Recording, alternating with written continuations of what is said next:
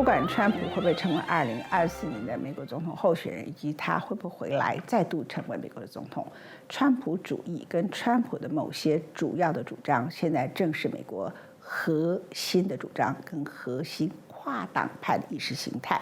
本周，美国再次宣布限制半导体对中国的出口。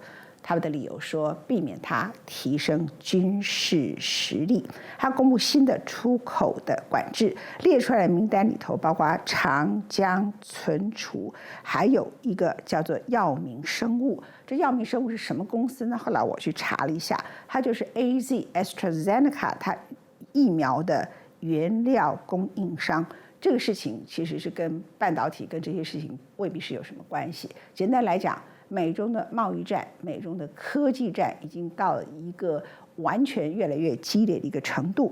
巴伦周刊说，美国这样的一个做法，同时对于到美国来的华裔科学家，各个怀疑他们很可能是千人计划，很可能是间谍，这些事情正使得华裔的科学家和工程师流回到中国，等于是美国送给中国的礼物，也对美国未来的发展形成重大的一个挑战。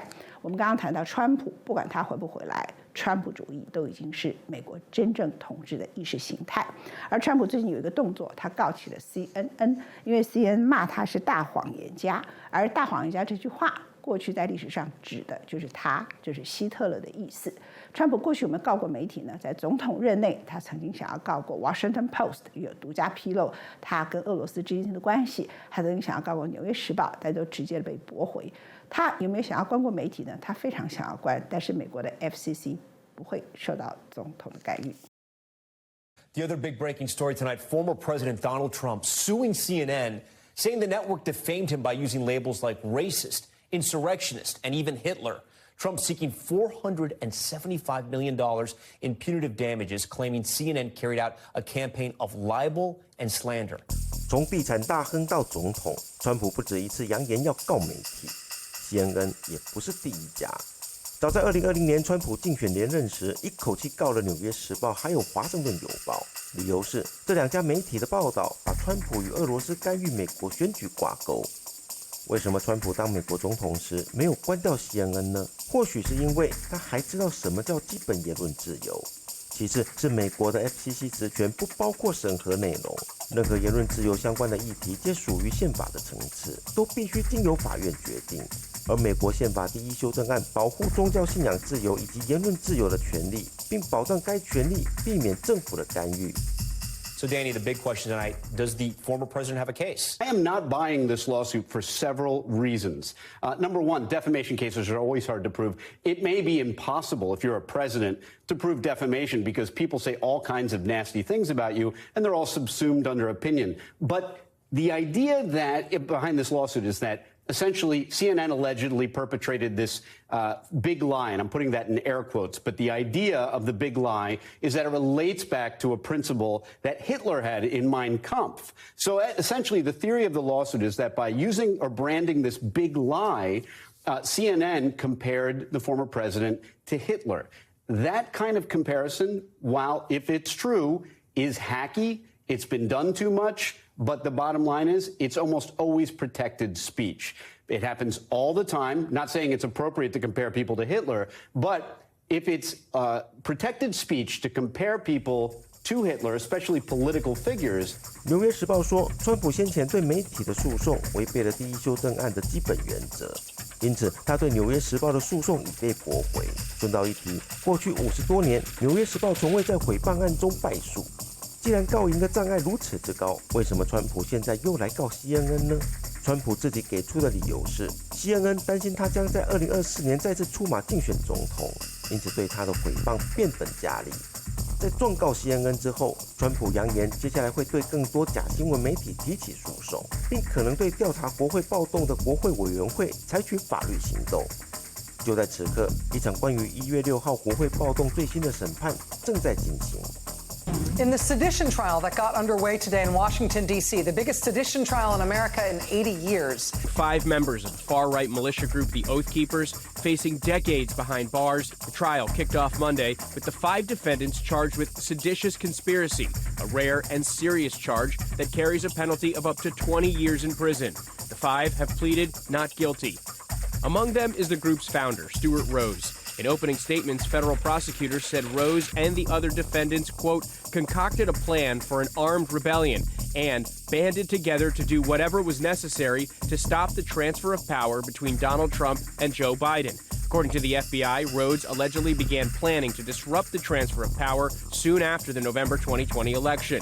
This is what he said just days after the election. We have men already stationed outside D.C. as a nuclear option in case they attempt to remove the president illegally.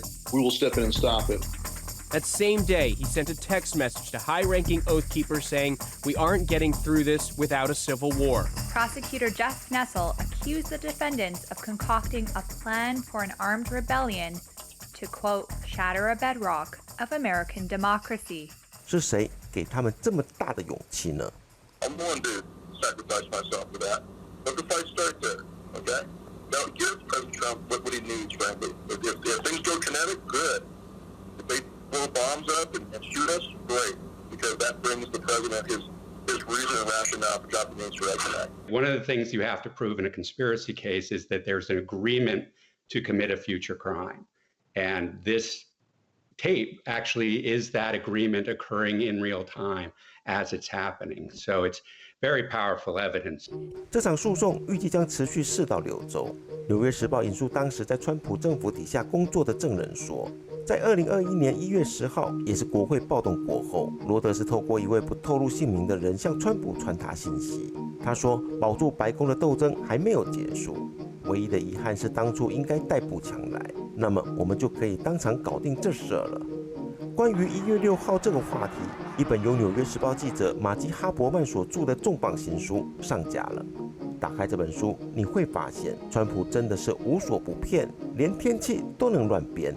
Donald Trump recounting this ceremony he attended in 1964, opening a bridge linking Brooklyn to Staten Island. You wrote about Trump describing the day as raining, and what he left that day with was the impression that none of the fancy people there acknowledged the lead engineer. We found a 1964 news clip from that day. Let's play a little clip of it. In brilliant cold sunshine, a dream becomes a reality, with plaudits for the man most responsible for fulfilling that long-held dream, Othmar H. Aman, 85-year-old master bridge builder. Everything about Donald Trump's recollection of that day was completely inaccurate. One of the things about that story, Jake, that was so striking to me is that Trump described that moment, and he didn't just do it once, he described that moment as foundational for him. It was the moment that he realized you can't be made anyone else's sucker, and he describes it as, you know, all of these people were standing around in the pouring rain for hours, and you just saw that clip. There was no rain, the sun was shining. You write about these tales, these lies, these fictions of Donald Trump's. Quote, you say it begins with, quote, a small fragment of something that had occurred, shrouded in other basic details that were completely wrong, distorted to make a larger point, and you detail throughout his life. He was a master at this.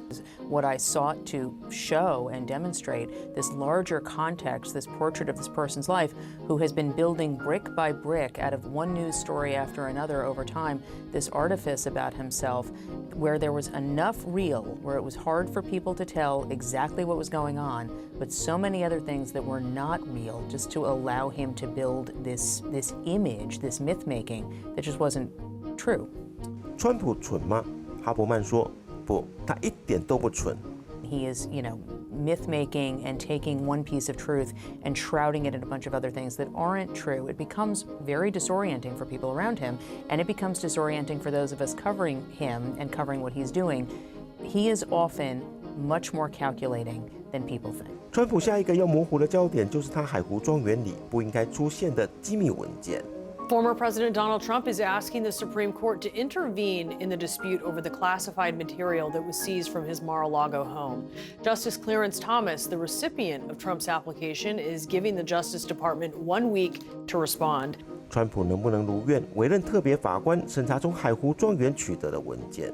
最晚10月11号下午5点之前，司法部就会提交答复。